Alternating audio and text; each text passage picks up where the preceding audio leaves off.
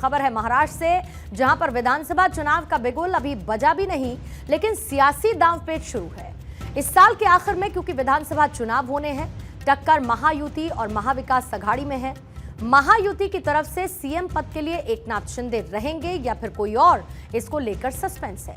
हालांकि इन सब के बीच महायुति में सब कुछ सही नहीं। शिवसेना और एनसीपी के नेताओं में तीखी बयानबाजी अब शुरू हो चुकी है। दरअसल शिवसेना नेता तानाजी सावंत ने एनसीपी को लेकर विवादित बयान दिया।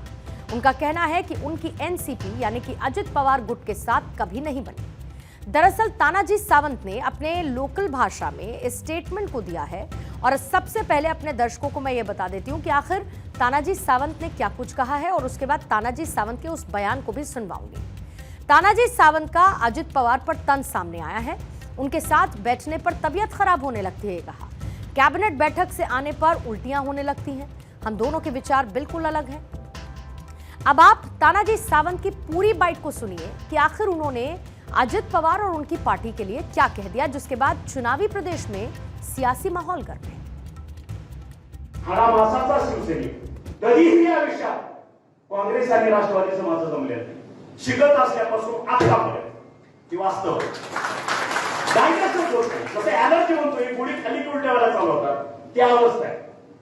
कारण ते विचार परिपूर्ण भिडलेले आहेत अंगामध्ये, त्याच्यामुळे ते शक्य आहे।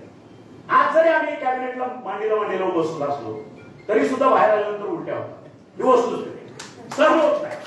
ते आता वयाच्या 7व्या वर्षी म्हणून बदलू शकत नाही की काय 15-20 वर्षाचं पोरगा आहे, आता तू असं कर, बापानं थोडा जम दिला की नीट झाला, होत नाही ते लक्षात। त्याच्यामुळं आम्ही तत्वाशी बांधलेला आहोत। जाहिर है कि राज्य में चुनाव नजदीक हैं, ऐसे बयान आग में घी डालने जैसे होते हैं। विपक्षी पार्टियां इस धधकती हुई आग में और घी डालने का काम करती है और यहां पर भी कुछ ऐसा ही हुआ है। एनसीपी शरद पवार गुट के प्रवक्ता भी अखाड़े में कूद पड़े और इसके साथ मुखर हो गए। तानाजी सावंत के इस बयान का रुख बीजेपी और शिंदे की तरफ मोड़ दिया गया।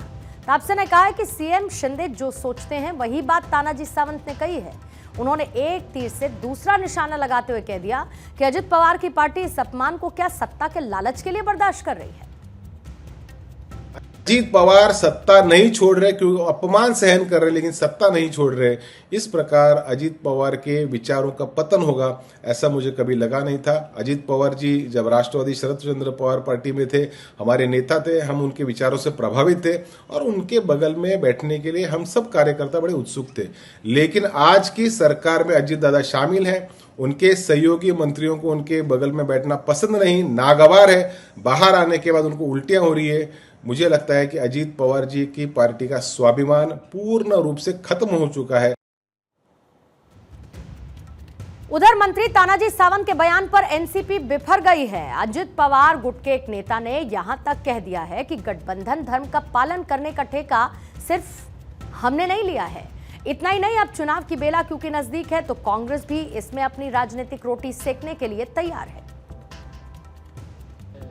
देखो, ये हमने शुरुआत में कहा कि महाराष्ट्र की महायुति की भ्रष्ट जो सरकार है, इनमें महाभारत चल रहा है और ये महाभारत हम सब लोग देख रहे हैं।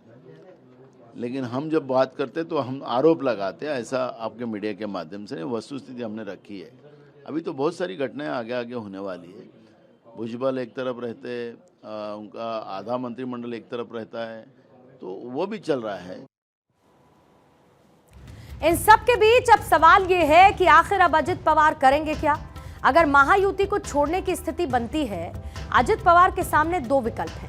या तो वो शरद पवार के साथ चले जाएं या फिर स्वतंत्र तौर पर चुनाव लड़ें। तानाजी सावंत ने जिस तरीके से निशाना साधा, उससे पार्टी के नेता असहज हैं। महाराष्ट्र में इस तरीके की निजी टिप्पणी हाल ही के दिनों में किसी ने अजित पवार पर नहीं की। पिछले दिनों राज ठाकरे ने अजित पवार की तारीफ की थी और कहा यह था कि उन्होंने कभी जाति की राजनीति को बढ़ावा नहीं दिया। महाराष्ट्र विधानसभा चुनावों का ऐलान अक्टूबर के पहले हफ्ते में होने की पूरी संभावना है। महाराष्ट्र सरकार में एनसीपी प्रमुख अजीत पवार की स्थिति क्या है, इस पर लोगों को संदेह हो गया है, क्योंकि जिस तरह का बयान शिवसेना नेता और सरकार में बने मंत्री तानाजी सावंत का है, वो सबको चौंकाने वाला है। क्योंकि तानाजी सावंत ने कहा है कि एनसीपी नेताओं के साथ वह बैठते हैं, लेकिन जब बाहर आते हैं तो उन्हें उल्टी जैसा महसूस होता है।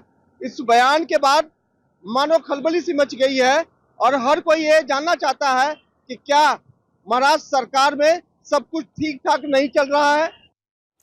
मेरे सहयोगी सत्यप्रकाश सोनी की रिपोर्ट थी। और इधर महायुति में अजित पवार शामिल होने के बाद ही उनके विरोध के स्वर उठने लगे। बीजेपी के एक बड़े खेमे के नाराज होने की बात कही गई थी। लोकसभा चुनावों में जब महायुति सिर्फ 17 सीटों पर सिमट गई तो अजित पवार पर हमला तेज हुआ। रतन शारदा साफ तौर पर एनसीपी को साथ लेने को आत्मघाती गोल करार देते हैं। ऐसे में इस बात की संभावना भी व्यक्त की जा रही है कि क्या महाराष्ट्र में 2014 की स्थिति बनेगी।